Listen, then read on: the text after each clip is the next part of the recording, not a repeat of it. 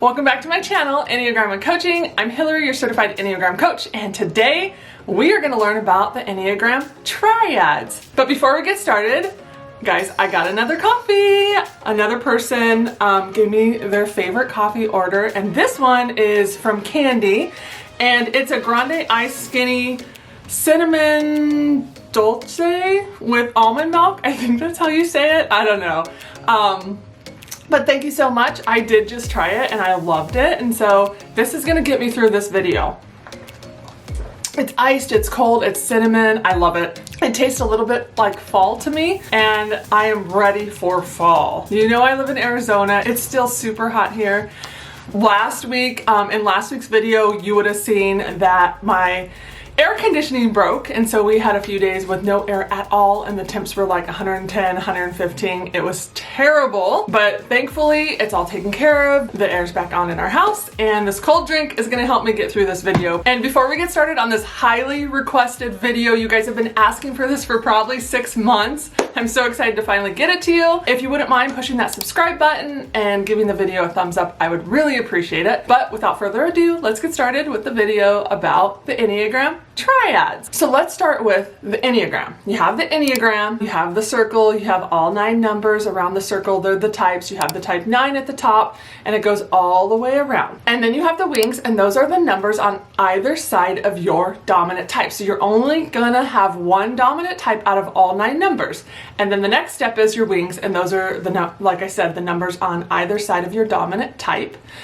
For example, if you're type 9, then your wings would be an 8 and a 1. And one of those would be dominant. And if you need more information or a teaching on wings, I have a whole series of wings already done, and I'll put that in the description box below. And then the next thing you have is arrows. And again, I'm going to use the 9 as an example. The 9 goes towards the 6 in stress and the 3 in health. And so you have the Enneagram, you have your dominant type, the example is the 9, the wings are the 8 and 1, and then now you have your arrows, which is stress arrow is the 6, health arrow is the 3. So we're building up to the triads. And the next thing you have is the stances. And if you don't know what a stance is, the 4, 5, and 9 are in the withdrawn stance. The 3, 7, and 8 are in the assertive stance. And then the 1, 2, and 6 are in the compliant stance. And I've already done a video covering the stances, and I'll link that one down below too. And then the next step is the triads, and that's what we are covering today. And the triads are actually also known as the centers of intelligence. So to break it down, there are 3 triads, and within each triad, there are 3 types in there. The first triad is the gut triad. That's the 8, 9, and 1. Those 3 types are going to be in that triad. And then you have the heart triad, which is the 2, 3, and 4. Those types are going to be in that triad. And then you have the head triad, and the 5, 6, and 7 is going to be in the head triad. This can help us figure out your type just by knowing like which instinct is your first instinct. So like I said, you have the gut triad, the heart triad, and the head triad. And therefore, your Enneagram type, the one that is most dominant in you, determines which triad you belong to. Each type will process, respond, and react to life from their center of intelligence. We learn and engage through our gut, our heart, and our head. And like I said, each type will fall into one of these categories. And an important piece is you will have all 3, but one is your dominant instinct. Each of these 3 groups also contain an underlying emotion, which is anger, shame, and fear. So understanding our triad, it helps us to recognize how we operate in the world. And when I say that, say again, the example is the type 9, so they are in the gut triad, and their underlying emotion is anger, which we're gonna dig deeper into that in a minute. This is how they operate in the world. And the other 2, the head and the heart, one is usually a blind spot and the other one is used a little bit. And so one is dominant, one is used, has been developed a little bit, and then sometimes one is a blind spot. The goal is to be able to use all 3, because I would think, the head, the heart, and the gut, they're all really good instincts that we actually need. And so we need these to be more balanced in us. Like I said, all 3 are needed to operate in the world. The other piece, which you guys know, this sometimes is my favorite piece, is it will help you not only understand how you operate, but it'll help you understand the people in your world and their instincts and how they operate and what drives them. This will help with communication and connection with others. And so this is another great piece to the Enneagram. So let's start with a triad and break it down. The first triad I want to start with is the gut triad. And like I said, the 8, 9, and 1 are in this triad. And you might hear this triad called the gut triad, like I said, or the body center. Sometimes you'll hear it called that because like you're really in tune with your body, your gut. You're really in tune with that. It's that gut instinct, you know, they make decisions based on their gut instinct. And again, they may consider thoughts, which would be in the head triad, and emotions, which would be in the heart triad, but they are driven by their gut instinct. And the struggle for the 8, 9, and 1 is anger. Like I said earlier, each triad has an underlying emotion. This one's is anger. And so let's start with the 8. What do they do with anger? Well, they externalize it. They're not afraid of this emotion, anger.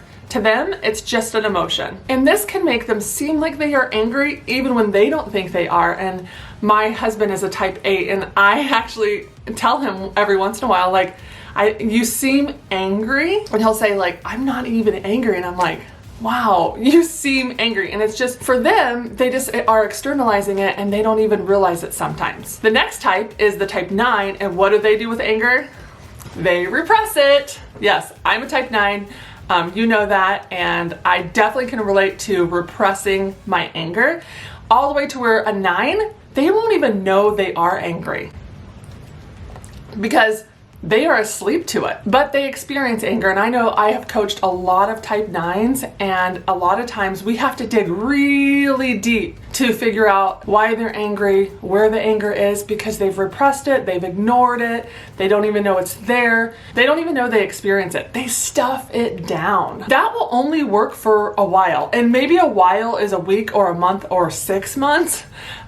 Super unhealthy if it lasts that long, because you're stuffing it and you're stuffing it, and eventually a type 9 will explode and it'll shock them. Sometimes they'll go, where did all that anger come from? And it's because it is in there. They just fall asleep to it. And here's the key for a type 9 that I want to say. It takes a lot of energy to not deal with your anger. So if you're tired all the time, you might want to do some self-work and self-reflection and asking yourself, like, am I angry? And dig deep, because repressing that anger takes a lot of energy and it will make you feel physically tired all the time. And so that's just a little tidbit. As a 9, I want to give you 9s out there. And the last one in this triad is the type 1. And what do they do with their anger? They internalize it, which means they try and control it. The ones, they see anger as a flaw or something bad, and so they'll internalize it, and inwardly they'll be really angry, and which will actually come out sideways. They don't even know this sometimes, but the anger seeps out of a 1. So you got the 8 where it just comes out. The 9, they push it in. Well, the 1, it seeps out. And what that looks like is they're extremely self-critical. They become critical of others.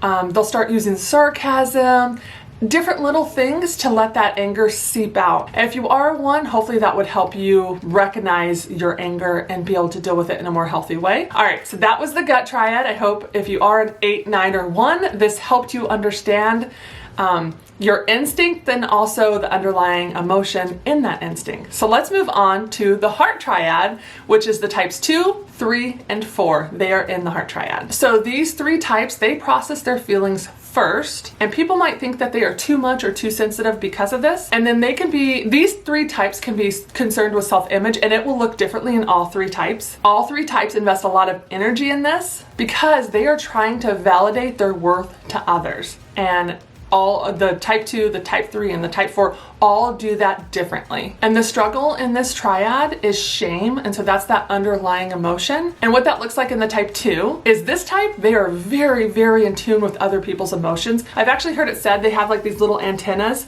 and they can feel the room and they can feel what's going on. They're very in tune with other people's emotions. And what that does for them is they can pick up on other people's emotions, and they can pick up on other people's needs, and they will do for other people. They're constantly trying to do for other people. And why? Because they have this need for validation, and what this does for them is it helps them avoid their struggle, which is shame. And the thing with the 2 is they will convince themselves that they don't have any needs. so that they can help everybody else around them. They're always helping everybody and figuring out what everyone else's needs, and they actually convince themselves that they don't even have needs. All right, so let's move on to the type 3. They are in the middle of this triad, and the crazy thing is, like I said, all 3 types deal with feelings, and the 3's in the middle, so both of their wings are still in the heart triad. And so you would think like they are all heart, and interesting enough, they have the least access to their own feelings, which they think helps them accomplish their goals and be successful. And what this means for them is they feel like they need to be admired in order to avoid feeling shame. And so that's how they deal with it. And let's move on to the last one in this triad, which is the type 4. And this one, they are their emotions. They feel everything extremely deep. It's so intense in them. And how do they handle shame? By pursuing what makes them different from others. And then also sadness and melancholy are part of their struggle with shame. And so that's how they're handling that underlying emotion. Okay, so let's move on to the last triad, which is the head triad. And the 5, 6, and 7, they're all in this triad. And this one has been known to be called the thinking triad too. So you might hear it called head triad, you might hear it called thinking triad. It means the same thing. So the 5, 6, and 7, they spend a lot of time in their head. They will want to face problems logically and think through them. Their main concern is security and survival. And when this need isn't met, they could feel anxious, stressed, and fear. And I would say the problem for the types 5, 6, and 7 that arises is when they camp out too long in their head, which causes them to detach from their gut instinct and their feeling instinct, right? They just stay in that head instinct. And the struggle for these types, the type 5, 6, and 7, is fear.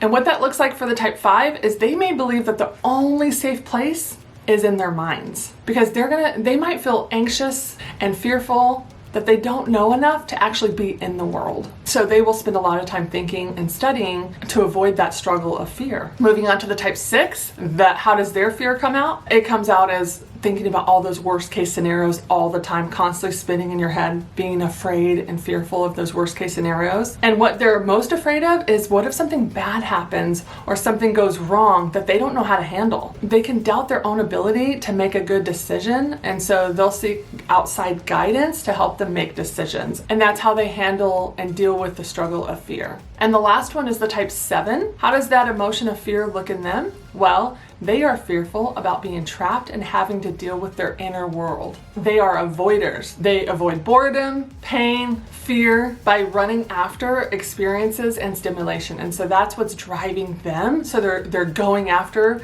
all those activities and things that are experiences and whatnot. And what are they trying to avoid? The fear of being trapped internally and having to deal with painful feelings and emotions and things like that. And so that's how they handle that struggle. So those are the 3 triads, and in the end we need all 3, like I said at the beginning, right? The gut, the heart, and the mind. We need all 3. Using all 3 will help us be fully engaged to live our most authentic and loving selves, right? And so having all 3 of those will help with that. And as you learn today, each type develops strategies in an attempt to make up for their type's imbalance within their triad. And the key in learning this and learning about the triads today is when you have self-awareness in all 3, you can overcome and move forward in the direction of growth. And so that's why it's important not to only learn about your own triad, but learn about all 3, because you need all 3. You need the heart, you need the mind, and you need the body. We have access to all 3. And so it's important that we learn about all 3 and use all 3. So my hope for you today is that this helped you, even if you didn't even know your type. If you started watching this and you were like, I don't know my type, and then you started thinking about it and you're like, I really, really resonated with anger being that underlying emotion. Well, that means you're probably an 8, 9, or 1. So the next step is to research those more in depth. And then if you already knew your type, hopefully this helped you go, okay, I know my type, I know my wings, I understand where my arrows go, I understand my stance, and now I understand my triad, and they all build upon each other and help you grow and flourish and become your best self, like I said earlier. And the next thing I'm going to be teaching on is subtypes. And if you want to know your subtype, push that subscribe button below, because that is coming. I've been trying to just slowly do this build up to where if you have a good foundation built, then you're gonna understand the next piece, which is subtypes, because it goes more in depth. And I just don't want you guys to be confused. I want you to fully understand the gift of the Enneagram, this tool that we've been gifted to be able to use to understand ourselves better and understand those and our world better. So don't forget to subscribe and like this video. I really appreciate it when you guys give this video a thumbs up. It lets me know that you want more videos from me, you like it. Thank you for that, guys. I love all you guys. You guys are the best subscribers ever. I enjoy so much getting to know you in the comments below. You guys leave the best comments. And the last couple of things of housekeeping is, first one, if you want to follow me on social media, I have 2 accounts. My personal one is Hillary_McCaskey_coaching, and my Enneagram only account is Enneagram and Coaching. And so those are the 2 places you could find me on social media. I also have a Facebook. I think it just might be Hillary McCaskey Coaching. But yeah, find me there. And the last thing is, if you don't know your type and you're watching this video and you're like, gosh, I really need someone to help me figure out my type, well, I offer a Discover You typing session, and I will link that down below.